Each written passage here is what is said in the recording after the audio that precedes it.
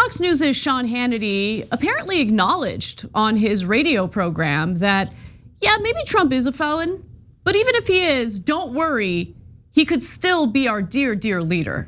So in other words, here's Sean Hannity wanting a felon to be the leader of this country. Let's watch.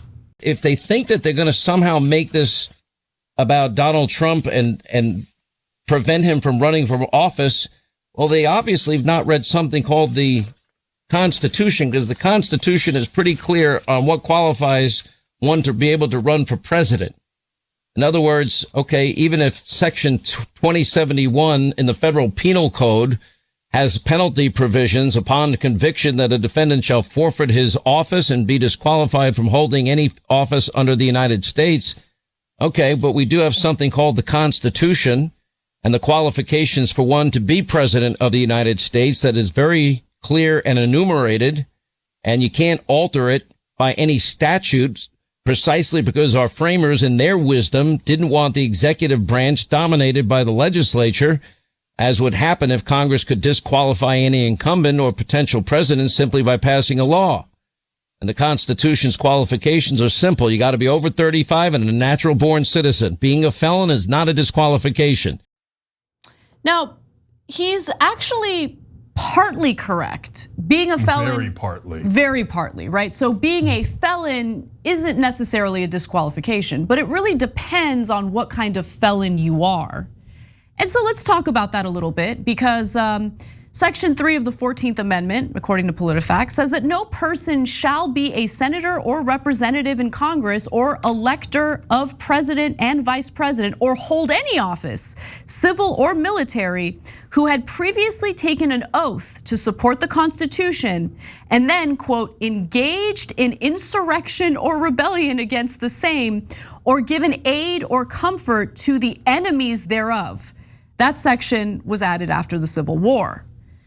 Now, there is an issue here, though, because as PolitiFact notes and as other legal experts have weighed in, the likelihood of this portion of the Constitution being used against Donald Trump, even if he is found guilty, right?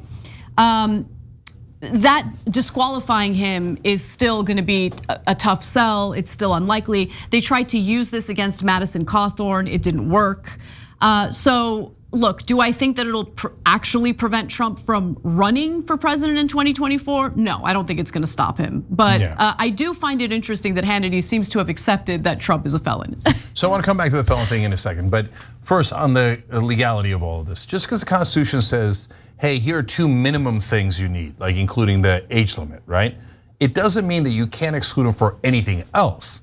It just means you can't run if you're 34. So you don't need a clause in the Constitution that says, hey, if the president is working for a foreign country and took a bribe from a foreign country, he's not allowed to run again, or any office holder. That could be a law, and then the question is the law unconstitutional or not, right? And there are many laws that say you cannot hold office if you do X, Y, or Z. None of them have ever been found unconstitutional. Now, is it possible that this incredibly corrupt conservative Supreme Court will go, even though there's no precedent on that and we've never ever held anyone else to this standard, we're going to invent a Trump standard that a law is unconstitutional if it applies to Donald Trump, okay? Is that possible? It's possible, but they'd definitely be lying and cheating. Yeah. So yes, he can be disqualified by a law. It doesn't have to specifically state it in the Constitution. Yes. So I want to be clear on that. Now, to the second point that Anna's making, Hannity's saying, well, if he's a felon, you could still vote for him, so what, right? Now, wait, okay, it depends on what kind of felon, right? And did he do his time? Did he serve time for the crimes that he committed and paid back service to the people? No, Trump didn't do any of that, right? And was it hey, you know what, that's a felony, but that's trafficking, that's legal in California, illegal in Missouri. Okay, maybe you do a pardon or maybe you vote for that guy anyway. No, this would be a felony if it's true. Remember, he's granting that it's a felony. If he gets convicted for it, it would be a felony of mishandling top secret information of the United States that is our nuclear secrets.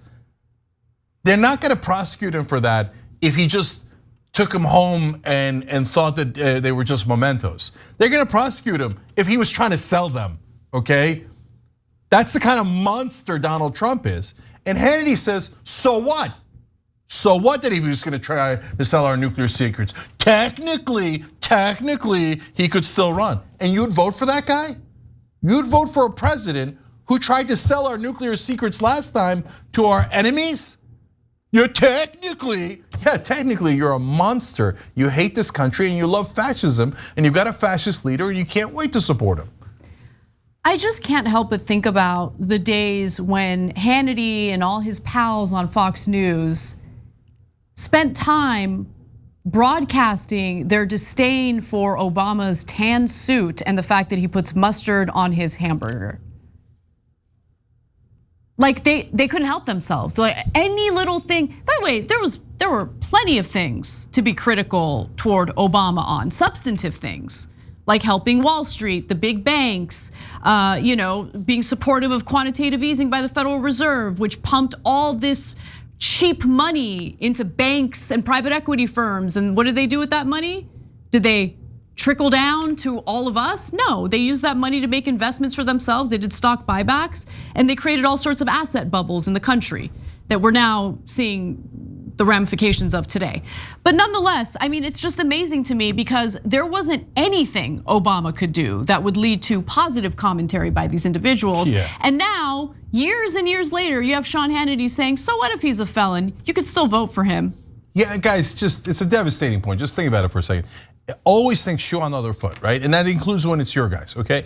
In this case, imagine if Sean Hannity had information, the FBI had just raided Barack Obama's house, and they found nuclear secrets that he has no business holding, no business at all. What the hell is he doing with nuclear secrets after he's left office?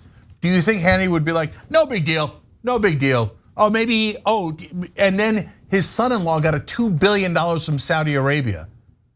Coincidence, no big deal. No, Hunter, in that case, imagine it's Biden and Hunter Biden got a $2 billion payoff from Saudi Arabia.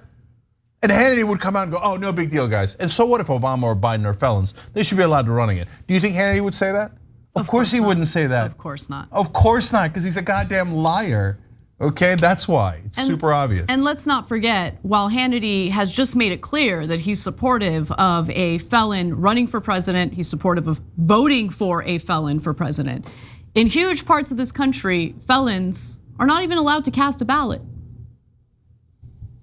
And Hannity, interestingly enough, seems to have scrubbed any of his commentary on that topic from the internet. I was searching all morning for it, but I did come across one tweet, doesn't have much commentary, but they did want to go after Michael Bloomberg after Florida had allowed inmates to vote after a ballot initiative passed in the state. And then what the lawmakers in Florida did in response to that, because they didn't like the outcome of that ballot initiative, is they said, you don't get to vote until you pay all of your legal fees, until you basically pay back any debt you have. Michael Bloomberg comes in and he's like, I'm gonna pay all of their fees and stuff so they can vote. And Fox News was furious about that, and Sean Hannity had tweeted about it. Report, Bloomberg Group paid fines for 30,000 felons so they can vote in Florida in 2020. So back then, he thought felons shouldn't have any rights. They shouldn't even be allowed to vote. But now that his big guy's a felon, he's like, not only should felons be allowed to vote, they should be allowed to be president. Gee, I wonder if they're hypocrites over at Fox News. Hard to tell. Well, they report, you decide. Thanks for watching The Young Turks, really appreciate it. Another way to show support is through YouTube memberships. You'll get to interact with us more. There's live chat emojis, badges.